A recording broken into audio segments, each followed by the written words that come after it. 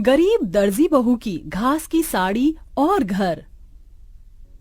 देखो शालिनी, मैंने साड़ी की फॉल लगा दी है और मैंने सूट की अच्छे से तुरपाई भी कर दी है। तुम दोनों का बहुत बहुत शुक्रिया। तुम दोनों की वजह से मेरा दर्जी का काम कितनी जल्दी हो जाता है, वरना अकेले ये सब कर पाना मेरे लिए बहुत मुश्किल था। बातें बाद में कर लेना, ये लो जल्दी से नींबू पानी पी लो। बाजार में तो नींबू के भाव चांदी के भाव जितने चल रहे हैं, तो तुमने ये नींबू पानी कैसे बनाया? वो पड़ोस वाली काकी है ना, उनकी नौकरानी आज नहीं आई थी, तो मैंने उनके घर के थोड़े बहुत काम कर दिए थे, इसलिए उन्होंने पैसों के बदले मुझे ये नींबू दे दिए। ये भगवान भी कैसे कैसे दिन दिखाता है। हम गरीबों को गर्मी के मौसम में नींबू पानी पीने के लिए भी हमें कितनी मेहनत करनी पड़ती है।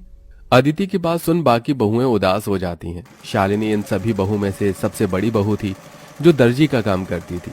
वहीं बाकी घर संभालने के साथ साथ शालिनी के दर्जी के काम में मदद भी किया करती थी। इन पांचों के पति सड़कों पर झाड़ू और मजदूरी करने का काम करते थे, जिससे ये मुश्किल से 2 वक्त की रोटी ही खा पाते थे। अरे वाह शीला, तुमने तो अपने घर का हुलिया ही बदल दिया। कितना सुंदर लग रहा है तुम्हारा घर। वो तो अच्छा लगेगा ही ना, पूरे 1 लाख रुपए जो लगाए हैं घर के रेनोवेशन और पेंट में। वैसे मेरे ख्याल से तुम पांचों को भी अपनी ये बाबा आदम के जमाने की गुफा को रेनोवेट करवाना चाहिए। न जाने इतनी गर्मी में तुम लोग इस गुफा जैसे घर में कैसे रहते हो। खिड़की दरवाजे तो ऐसे हैं कि अगर किसी का हाथ लग गया तो वहीं टूटकर गिर जाएंगे। पांचों बहू की घर की बेइज्जती करके घमंड दिखाते हुए शीला अपने घर के अंदर चली जाती है। अपने घर की इतनी बेइज्जती होता देख पांचों बहुओं को ही काफी दुख होता है। अरे बाप रे बाप, ऐसा लग रहा है कि धरती लोक पर नहीं बल्कि सूर्य ग्रह पर पहुंच गया हूँ। कितनी गर्मी है। इतनी गर्मी में गुफा में सोओगे तो गर्मी नहीं तो क्या ठंड लगेगी? क्या गुफा? और नहीं तो क्या, ये गुफा क्या आप लोगों को घर दिखाई देती है? शादी को इतना समय हो गया है लेकिन हम एक ढंग के किराए के मकान में भी नहीं रह सके। कभी कभी तो लगता है इस गुफा जैसे घर को छोड़कर जंगलों में चले जाऊं और वहीं रहूं। याशिका की बातें सुन सभी लोगों को इस बात का एहसास तो होता है, लेकिन अपनी गरीबी और लाचारी देखते हुए वो कुछ नहीं कहते और ऐसी ही गरीबी में उनके दिन बीतने लगते हैं। अमृता, अगर तुम न होती तो इतनी गर्मी में हमें ये ठंडा पानी पीना भी नसीब नहीं होता। जमीन ठंडी रहती है ना, इसलिए मैंने पानी के मटके रखना शुरू कर दिया था ताकि कड़ी से कड़ी गर्मी में भी हमें ठंडा पानी मिल सके। कल रात थोड़ी बहुत चैन की नींद नसीब हुई थी। वैसे ये कपड़ा गीला कर ओढ़ कर सोने का आइडिया सच में कमाल का निकला। अब तो मैं रोज ऐसे ही सोऊंगी। पांचों बहुएं हमेशा अपने ऐसे छोटे मोटे जुगाड़ से गर्मी से थोड़ा बहुत बैक लिया करती थीं। शालिनी देखो ना, मेरी साड़ी फिर से फट गई, इसे सिल दो। कितनी बार एक ही साड़ी को बार बार सिलकर पहनेंगे? जब से शादी हुई है तब से लेकर आज तक एक भी साड़ी नहीं पहनी है। वही 2-3 साड़ियों को सिल कर ही पहन रहे हैं। अदिति इतना बोल ही रही होती है कि तभी उन्हें बाहर से साड़ी वाले की आवाज आती है, जिसे सुन पांचों बहुएं जैसे ही बाहर आती हैं। अरे भाई साहब, ये नीली वाली साड़ी दिखाइए। अरे बहन जी, आप लोग वहाँ क्यों खड़ी हैं? देखिए मेरे पास एक से बढ़कर एक साड़ियाँ हैं, बनारसी, सूती, लखनवी, जरी वाली। बताइए कौन सी साड़ी दिखाऊं? अरे भाई साहब जी, आप किन से साड़ी लेने के लिए पूछ रहे हैं जो एक ही फटी हुई साड़ी को सिल कर पहनती हैं?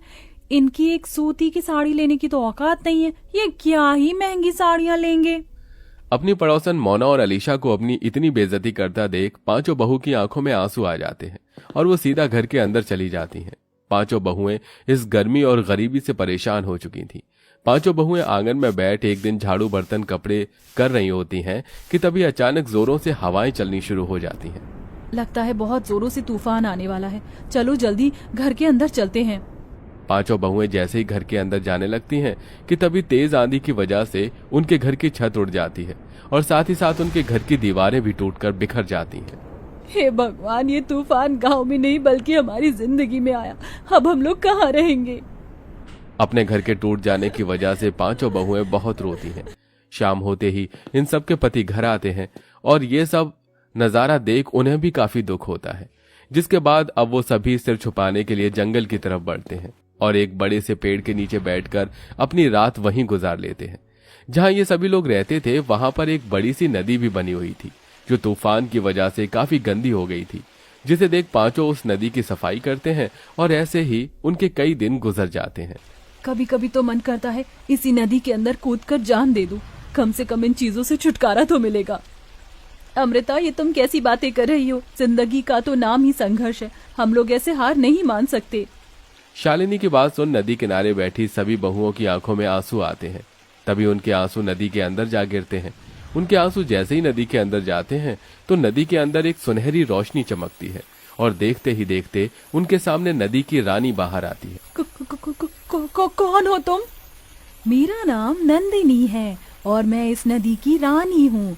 तुम पांचों ने मेरी नदी को साफ किया, यहाँ आसपास सफाई रखी और आज तुम लोग बैठकर ऐसे रो रहे हो। बताओ, तुम लोग क्यों रो रहे हो?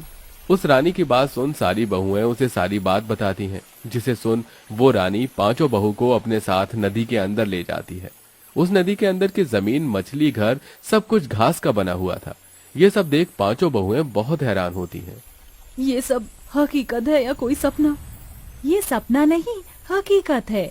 ये घास जादुई घास है जिसकी मदद से तुम लोग कुछ भी बना सकते हो और वो चीज बिल्कुल असली चीज की तरह ही काम करेगी। तुम लोग चाहो तो यहाँ से ढेर सारी जादुई घास ले जा सकते हो। नदी की रानी, आपका बहुत बहुत। पांचों बहुएं उस जादुई नदी के अंदर से ढेर सारी जादुई घास लेकर आती हैं और सबसे पहले उन जादुई घास से अपना घर बनाने लगती हैं। क्या इस घास से हम लोगों का घर बन पाएगा? ये मामूली नहीं, जादुई घास है। नदी की रानी ने कहा था कि इस घास से बनी हुई सभी चीज असली चीजों की तरह ही काम करती है। क्या पता ये घास का घर भी हमारा असली घर हो। पांचों बहुएं कुछ घंटे के अंदर एक बहुत बड़ा सा घास का घर तैयार कर देती हैं, जिसमें वो पांचों अलग अलग कमरे भी बनाती हैं। साथ ही साथ वो बाथरूम और रसोई घर भी बनाती हैं, जिसमें घास का चूल्हा, घास के बर्तन और कमरों में घास का पलंग, कुर्सी। जादुई घास होने की वजह से सारी चीज असली चीजों की तरह बिल्कुल मजबूत हो चुकी थी। मुझे तो यकीन ही नहीं हो रहा कि हम लोग अपने घर के अंदर खड़े हैं, वो भी एक ऐसा घर जो असली घर से भी ज्यादा मजबूत और अच्छा हो। अब तो हम यहाँ आराम से रहेंगे। जादुई घास होने की वजह से हमारा ये घास का घर भी कितना ठंडा है। अब तो यहाँ हमें बिल्कुल भी गर्मी नहीं लगेगी। पांचों बहुएं अपने अपने पतियों के साथ आराम से घर में रहती हैं और ऐसे ही कुछ दिन गुजर जाते हैं। सच में अब तो हद हो गई है। मन कर रहा है ये बची कुची साड़ी ले जाकर फेंक दूं। क्या हुआ अदिति, तुम इतने गुस्से में क्यों हो? गुस्सा ना करूं तो खुशी के मारे नाचूं। उस दिन तुमसे साड़ी सिलवाई थी, देखो आज फिर से ये साड़ी फट गई। अदिति की बात सुन शालिनी के मन में एक ख्याल आता है, जिसके बाद शालिनी दोबारा उस जादुई नदी के अंदर जाती है और वहां से ढेर सारी जादुई घास लेकर आती है और अपनी सिलाई मशीन पर बैठकर कुछ घंटे के अंदर ही घास की बनी हुई 5 साड़ियां तैयार कर देती है। साड़ियों के बॉर्डर पर वो तरह तरह के फूल भी लगाती है, जिसके बाद अब जैसे ही पांचों बहुएं उस घास की साड़ियों को पहनती हैं, इस घास की साड़ी को पहनकर तो ऐसा लग रहा है कि मानो जैसे मैंने रुई की साड़ी पहन रखी हो। अब इन घास की साड़ियों में हमें बिल्कुल भी गर्मी नहीं लगेगी और हम आराम से रहेंगे। पांचों बहुएं उस घास की साड़ियों को पहनकर काफी खुश होती हैं। जिस तूफान से इन पांचों का घर टूटा था, उस तूफान में गांव में और भी कई लोग थे जो बेघर हो गए थे।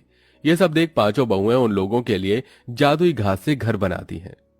अरे आप लोग तो हमारे लिए देवी हो। जो चीज सरकार और अमीर लोग न कर सके वो आपने कर दिया। आपका एहसान हम कैसे चुकाएंगे। जादुई घास के घर बनाने के साथ साथ पांचों बहुएं गरीब औरतों के लिए घास की साड़ियां भी बनाती हैं, जिन्हें वो काफी सस्ते दामों में बेचती हैं। बरसों से सपना था कि सूती की साड़ी लूंगी, लेकिन हमेशा पैसों की कमी की वजह से ना ले सकी। लेकिन आज आपकी वजह से मैं रुई जैसी मुलायम साड़ी पहन सकूंगी। आपका बहुत बहुत शुक्रिया। जरूरतमंदों की मदद कर पांचों बहू काफी खुश थीं। वो घास की साड़ी बेचकर थोड़े बहुत पैसे भी कमा लिए थे, जिनको अब वो बुटीक में लगाती हैं और बुटीक खोलती हैं। घास की तरह तरह की ड्रेस बनाकर बेचती हैं और अब उन सब के पति अपना खुद का काम शुरू कर देते हैं, जिससे अब धीरे धीरे उनकी जिंदगी सही राह पर आने लगती है।